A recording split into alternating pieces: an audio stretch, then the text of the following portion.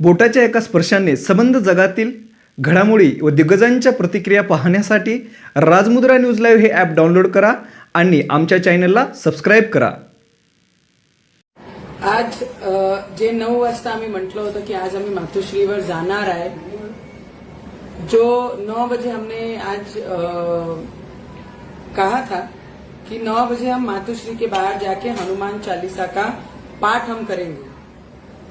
पर जिस तरीके से कल से जो सिर्फ सैनिक जो उद्धव ठाकरे के सैनिक हैं वो जिस तरीके से रिएक्ट कर रहे हैं, जिस तरीके से हल्ला कर रहे हैं, कल मुझे लगता है सभी पूरे देश ने देखा होगा कि मातोश्री में उद्धव ठाकरे जी के पूरा परिवार फैमिली वहां पर आई और उद्धव ठाकरे ने 2 घंटा मीटिंग ली उनके सामने.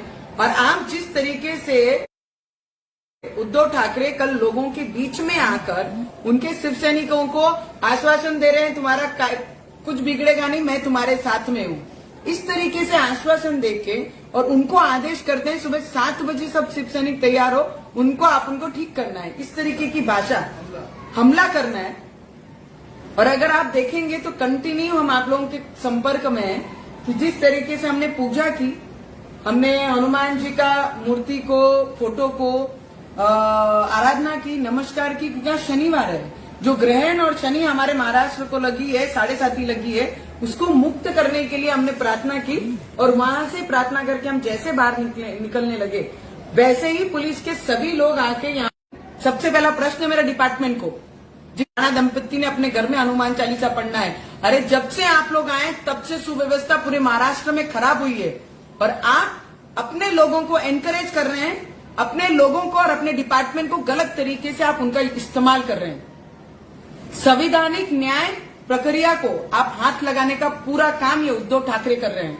जिस तरीके से वो आके बोलते हैं कि नवनीत राणा, रवि राणा को मारना है, उनपे हमला करना है और अपने गुंडे हमारे घर तक भेजते हैं, ये सोसाइटी है और सोसाइटी में हमारे अलावा भी बहुत सारे लोग रहते हैं.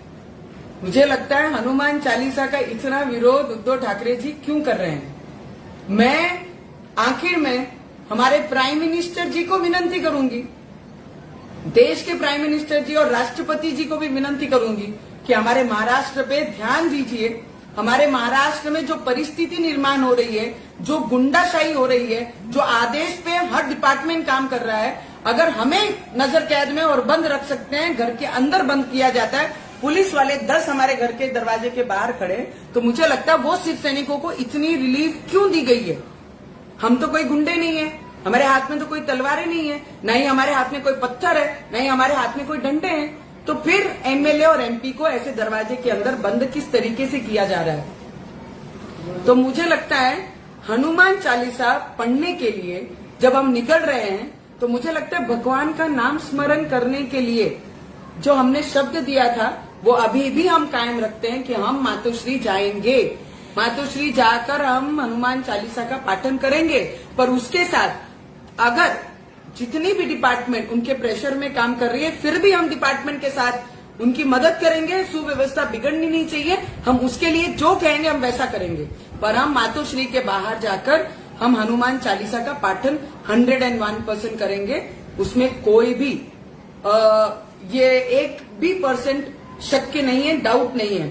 आज मुझे लगता है जिस तरीके से मुख्यमंत्री साहब कल आए बड़े अच्छे से, वो एक तो मैं हमारी मुख्यमंत्री का नाम मैंने रखा हुआ है, बिन काम के पूरा पगारी, बिना कामाचा पूर्ण पगार घेते. मला वाटतं नवलच वाटते एखादा साधा व्यक्ती मजदूर जरी असला, जर एक दिवस गेला नाही तर घराचं चूल पेटत नाही, तर 2.5 वर्ष जो मुख्यमंत्री मंत्रालयापर्यंत जात नाही आणि तरी त्यांना पूर्ण पगार हे स्टेट गव्हर्नमेंट देत आहे. मला ते कमालच वाटते. आणि त्या मुख्यमंत्रीने फक्त टाळलं पाहिजे, ते सुद्धा त्यांनी केला. पण या मुख्यमंत्रीला फक्त दंगेशिवाय आणि हल्ला करण्याशिवाय आणि चुकीचे कलमा कसे लावल्या पाहिजे त्याच्याशिवाय या मुख्यमंत्रीला दुसरा काहीच काम राहिलेला नाही. आणि जे एवढे शिवसैनिकांना एनकरेज करत आहे की एक आमदार आणि खासदार घरावरपर्यंत जाऊन हल्ला करा, त्यांना मारा आणि मोठे मोठे दगड आणा.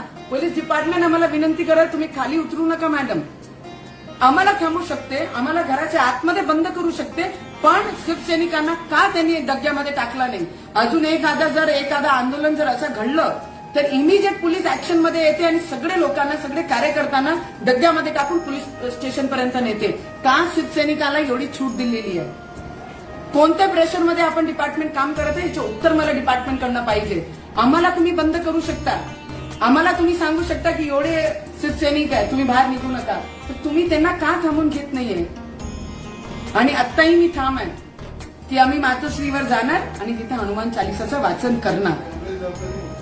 आणि की तुमच्या सोबत मी आहे, तुम्ही हल्ला करा, तुम्ही मारा, तुम्ही जे करायचं तुम्ही करा, त्यांच्यासोबत त्यांच्या पाठीशी ते उभी आहे.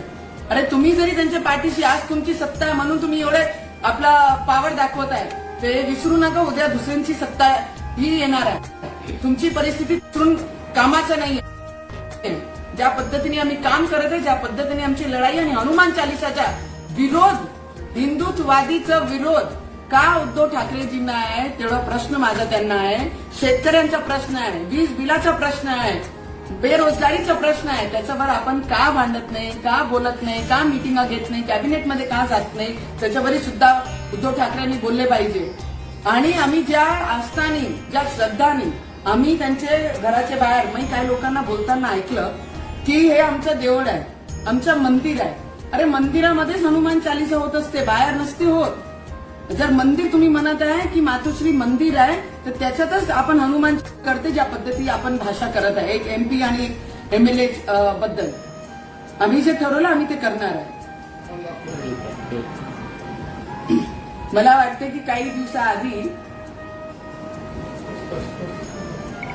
कॅबिनेट मंत्री जे आदेशना केली होती की मी अयोध्या जाणार आहे, दर्शन करायला मी अयोध्या जाणार आहे. अरे तुम्ही हनुमान चालिसाचे होऊन नाही राहिले, ते अयोध्यामध्ये जाऊन रामाला स्वतःच्या चेहरा कशी दाखवणार आहे, हे प्रश्न मला त्यांना विचारायचा आहे. जर इथेच तुम्ही झाल्याने हनुमान चालिसाचा विरोध करतात. ताज्या घडामोडी पाहण्यासाठी राजमुद्रा न्यूज लाईव्हला सबस्क्राईब करा, बेल आयकॉन प्रेस करा.